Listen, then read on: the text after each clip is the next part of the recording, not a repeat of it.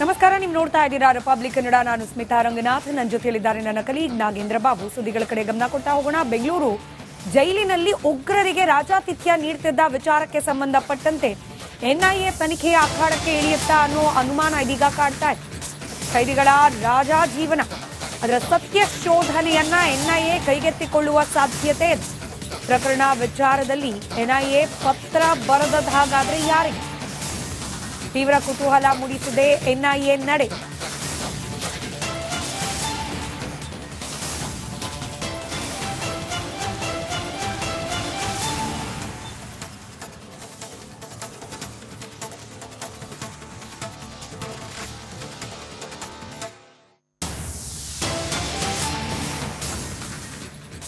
ಪರಪ್ಪನಾಗ್ರಹಾರ ಕೇಂದ್ರ ಕಾರಾಗೃಹದಲ್ಲಿ ರಾಜಾತಿಥ್ಯ ವಿಚಾರಕ್ಕೆ ಸಂಬಂಧಪಟ್ಟಂತೆ ಬೆಂಗಳೂರಲ್ಲಿ ಗೃಹ ಸಚಿವರಾಗಿರುವಂತಹ ಡಾಕ್ಟರ್ ಜಿ ಪರಮೇಶ್ವರ್ ಅವರು ಪ್ರತಿಕ್ರಿಯೆಯನ್ನ ಕೊಟ್ಟಿದ್ದಾರೆ. ಇವತ್ತು ಸಭೆ ಕೂಡ ನಡೀತಾ ಇದೆ.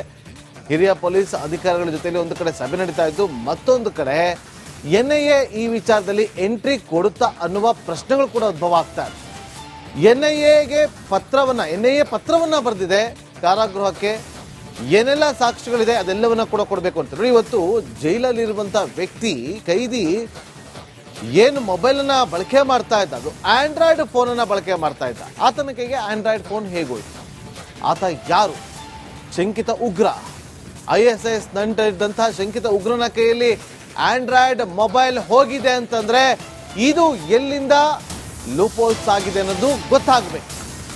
ಪರಪ್ಪನಾಗ್ರಹಾರ ಜೈಲಿನಲ್ಲಿ ಕೈದಿಗಳಿಗೆ ರಾಜಾತಿಥ್ಯದ ವಿಚಾರಕ್ಕೆ ಸಂಬಂಧಪಟ್ಟಂತೆ ಕಾರಾಗೃಹ ಇಲಾಖೆಗೆ ಎನ್ಐಎ ಪತ್ರವನ್ನ ಬರೆದಿದೆ. ಅವರು ಸಾಕ್ಷ್ಯವನ್ನ ಇಟ್ಟುಕೊಂಡು ಪತ್ರವನ್ನ ಬರೆದಿರೋದು. ಎನ್ಐಎ ಪತ್ರದ ಬಗ್ಗೆ ಕೂಡ ಚರ್ಚೆಯನ್ನ ಮಾಡ್ತೀನಿ ಅಂತ ಹೇಳಿ ಬೆಂಗಳೂರಲ್ಲಿ ಗೃಹ ಸಚಿವ ಡಾಕ್ಟರ್ ಜಿ ಪರಮೇಶ್ವರ್ ಅವರು ಸ್ಟೇಟ್ಮೆಂಟ್ ಕೊಟ್ಟಿದ್ದಾರೆ.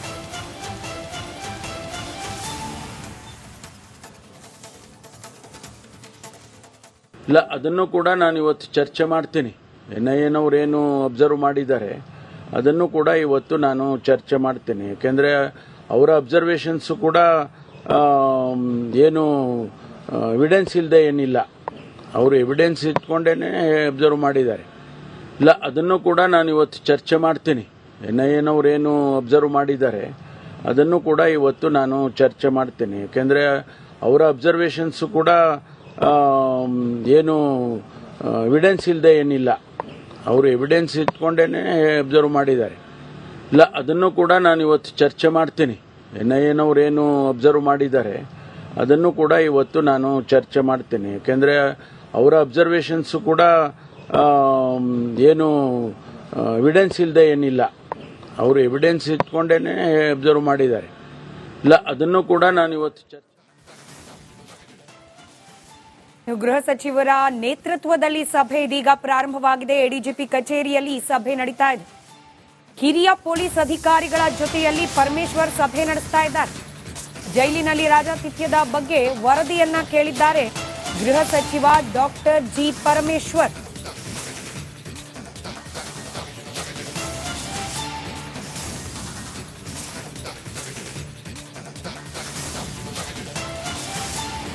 ಪರಪ್ಪನಾಗ್ರಹಾರ ಕಾರಾಗೃಹದಲ್ಲಿ ಪದೇ ಪದೇ ಕೈದಿಗಳಿಗೆ ರಾಜಾತಿಥ್ಯವನ್ನ ನೀಡ್ತಾ ಇರುವ ವಿಚಾರ, ಅದರಲ್ಲೂ ದೇಶ ವಿರೋಧಿ ಚಟುವಟಿಕೆಯನ್ನ ನಡೆಸಿ ಜೈಲು ಪಾರಾಗಿರುವ ಕೆಲ ಕೈದಿಗಳಿಗೂ ಕೂಡ ರಾಜಮರ್ಯಾದೆ ಲಭ್ಯವಾಗ್ತಾ ಇರುವ ವಿಚಾರಕ್ಕೆ ಸಂಬಂಧಪಟ್ಟಂತೆ ಇದೀಗ ಸರ್ಕಾರ ಕೊನೆಗೂ ಎಚ್ಚೆತ್ತುಕೊಂಡಂತೆ ಕಾಣ್ತಾ ಇದೆ. ಈ ಬಗ್ಗೆ ಸುದ್ದಿ ಪ್ರಸಾರ ಮಾಡಿ ಅದಾದ ನಂತರ ಗೃಹ ಸಚಿವರು ಹಾಗೆ ಮುಖ್ಯಮಂತ್ರಿಗಳನ್ನ ಪ್ರಶ್ನೆ ಮಾಡಿದಾಗ ಸಿದ್ದರಾಮಯ್ಯನವರ ಪ್ರತಿಕ್ರಿಯೆ ಆಗಿತ್ತು, ನನಗೆ ಗೊತ್ತಿಲ್ಲ, ಮಾಹಿತಿಯನ್ನು ಪಡ್ಕೊಂಡು ಉತ್ತರ ಕೊಡ್ತೇನೆ ಅಂತ ಹೇಳಿ. ಗೃಹ ಸಚಿವರಂತೂ ಉತ್ತರನೇ ಕೊಡದಲ್ಲೇ ವಾಪಸ್ ತೆರಳಿದ್ರು. ಇದೀಗ ಕೊನೆಗೂ ಈ ವಿಚಾರದ ಗಂಭೀರತೆ ಸರ್ಕಾರಕ್ಕೆ ಮನಗಂಡಂತಾಗಿದೆ. ಹಿರಿಯ ಪೊಲೀಸ್ ಅಧಿಕಾರಿಗಳ ಜೊತೆಯಲ್ಲಿ ಗೃಹ ಸಚಿವ ಡಾಕ್ಟರ್ ಜಿ ಪರಮೇಶ್ವರ್ ಸಭೆಯನ್ನ ನಡೆಸ್ತಾ ಇದ್ದಾರೆ. ಮತ್ತಷ್ಟು ಡೀಟೇಲ್ಸ್ ನಮ್ಮ ಪ್ರತಿನಿಧಿ ಚಂದ್ರಶೇಖರ್ ನೀಡ್ತಾರೆ. ದೂರವಾಣಿ ಸಂಪರ್ಕದಲ್ಲಿದ್ದಾರೆ. ಚಂದ್ರು, ಹಿರಿಯ ಪೊಲೀಸ್ ಅಧಿಕಾರಿಗಳ ಜೊತೆಯಲ್ಲಿ ಗೃಹ ಸಚಿವರು ಸಭೆಯನ್ನ ನಡೆಸ್ತಾ ಇದ್ದಾರೆ. ಪದೇ ಪದೇ ಪರಪ್ಪನಾಗ್ರಹಾರ ಕಾರಾಗೃಹದಲ್ಲಿ ಆಗ್ತಾ ಇರುವ ಈ ನಿಯಮಗಳ ಉಲ್ಲಂಘನೆ ವಿಚಾರ ಡೀಟೇಲ್ಸ್ ಹಂಚಿಕೊಳ್ಳೋದಾದ್ರೆ.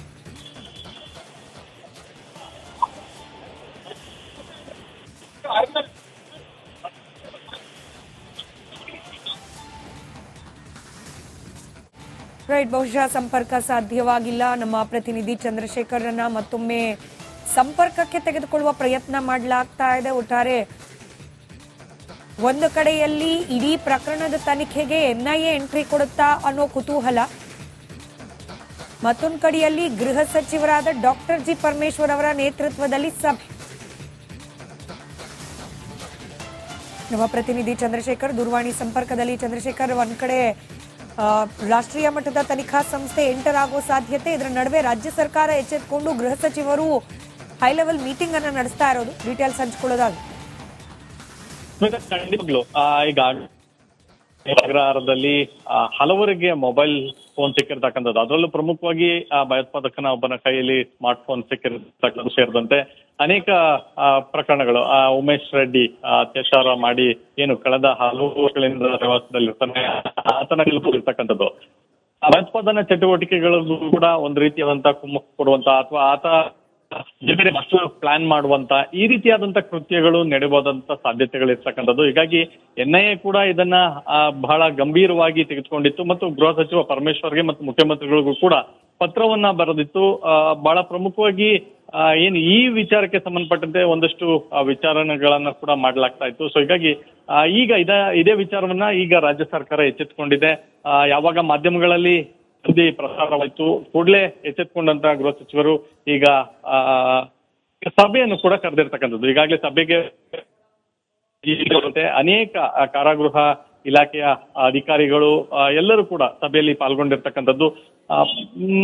ವಿಚಾರ ಅಂತಂದ್ರೆ ಎನ್ಐಎ ವರೆಗೂ ಕೂಡ ಈ ವಿಚಾರ ಹೋಗಿದೆ ಅಂತಂದ್ರೆ ಬಹಳ ದೇಶದಲ್ಲಿ ದೊಡ್ಡ ಮಟ್ಟಕ್ಕೆ ಚರ್ಚೆಗೆ ಕೂಡ ಕಾರಣವಾಗುತ್ತೆ. ಹೀಗಾಗಿ ಗೃಹ ಸಚಿವರು ಇದೇ ವಿಚಾರವನ್ನು ಗಂಭೀರವಾಗಿ ತೆಗೆದುಕೊಂಡಿದೆ. ಒಂದು ಕಡೆ ವಿಪಕ್ಷ ಬಿಜೆಪಿ ಒಂದು ಕಡೆ ಹೋರಾಟವನ್ನ ಮಾಡ್ತಾ ಇದೆ, ಮತ್ತೊಂದು ಕಡೆ ಗೃಹ ಸಚಿವರು ಅವರ ವಿಚಾರ ಇದೆ ಹಾಗಾಗಿ ಮಾಡ್ತಾ ಇದ್ದಾರೆ ಅನ್ನುವಂತ ಮಾತನ್ನು ಕೂಡ ಹೇಳ್ತಾ ಇದ್ದಾರೆ. ಹೀಗಾಗಿ ಇವತ್ತಿನ ಸಭೆ ಬಹಳ ಪ್ರಮುಖವಾದದ್ದು. ಯಾಕಂತಂದ್ರೆ ಏನು ಜಾಮರ್ಗಳನ್ನ ಹಾಕಿದ್ದಾರೆ, ಯಾವುದೇ ಕಾಲ್ಗಳು ಹೋಗ್ಬಾರ್ದು ಅಂತ. ಆದ್ರೂ ಕೂಡ ಅಲ್ಲಿ ಸ್ಮಾರ್ಟ್ ಫೋನ್ಗಳು ಹೋಗುತ್ತೆ, ಅಲ್ಲಿಂದ ಮಾತನಾಡ್ತಾರೆ ಅಂತಂದ್ರೆ ನಿಜಕ್ಕೂ ಬೇರೆ ಬೇರೆ ರೀತಿಯಾದಂತ ಮಾಸ್ಟರ್ ಪ್ಲಾನ್ ಅನ್ನು ಮಾಡುವಂತದ್ದು ಅಥವಾ ಮಾಸ್ಟರ್ ಮೈಂಡ್ ಗಳು ಇರ್ತಕ್ಕಂಥದ್ದು ಎಲ್ಲ ವಿಚಾರವನ್ನ ಎನ್ಐಎ ಬಹಳ ಗಂಭೀರವಾಗಿ ತೆಗೆದುಕೊಂಡಿದೆ. ಹೀಗಾಗಿ ಎಕ್ಸ್ಪ್ಲನೇಷನ್ ಕೂಡ ಕೇಳಿದೆ. ಸೊ ಹೀಗಾಗಿ ಎನ್ಐಎ ಯಾವಾಗ ಪತ್ರವನ್ನ ಬರೀತು, ಈಗ ಎಚ್ಚೆತ್ತುಕೊಂಡಂತ ಪರಮೇಶ್ವರ್ ಅವರು ಅಧಿಕಾರಿಗಳನ್ನ ಕರೆದು ಏನೆಲ್ಲ ಕ್ರಮವನ್ನ ತೆಗೆದುಕೊಂಡಿದ್ದೀರಾ, ಹೇಗೆ ಫೋನ್ ಹೋಯ್ತು, ಈ ರೀತಿಯಾದಂತಹ ಒಂದಷ್ಟು ಮಹತ್ವದ ಮಾಹಿತಿಗಳನ್ನು ಕೂಡ ಕಲೆ ಹಾಕುವಂತ ಕೆಲಸವನ್ನ ಮಾಡ್ತಾ ಇದ್ದಾರೆ. ಜೊತೆಯಲ್ಲಿ ವಾರ್ನಿಂಗ್ ಅನ್ನು ಕೂಡ ಮಾಡ್ತಾ ಇದ್ದಾರೆ.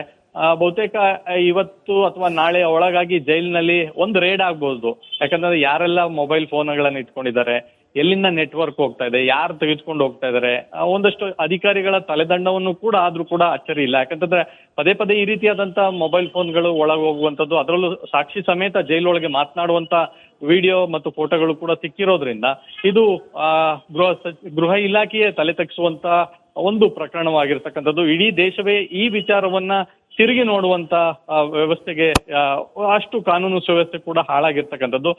ಹೀಗಾಗಿ ಇವತ್ತು ಏನೆಲ್ಲ ಸಲಹೆ ಸೂಚನೆಗಳನ್ನ ಕೊಡ್ತಾರೆ ಗೃಹ ಸಚಿವರು ಮತ್ತು ಯಾವೆಲ್ಲ ಕ್ರಮವನ್ನ ವಹಿಸಬೇಕು ಅನ್ನೋಂಥದ್ದನ್ನ ಕೂಡ ಮಾಡ್ತಾರೆ ಅನ್ನೋಂಥದ್ದು ಬಹಳ ಕುತೂಹಲ ಇರ್ತಕ್ಕಂಥದ್ದು. ಸ್ಮಿತಾ, ಧನ್ಯವಾದ ಚಂದ್ರಶೇಖರ್ ಮಾಹಿತಿಗಾಗಿ.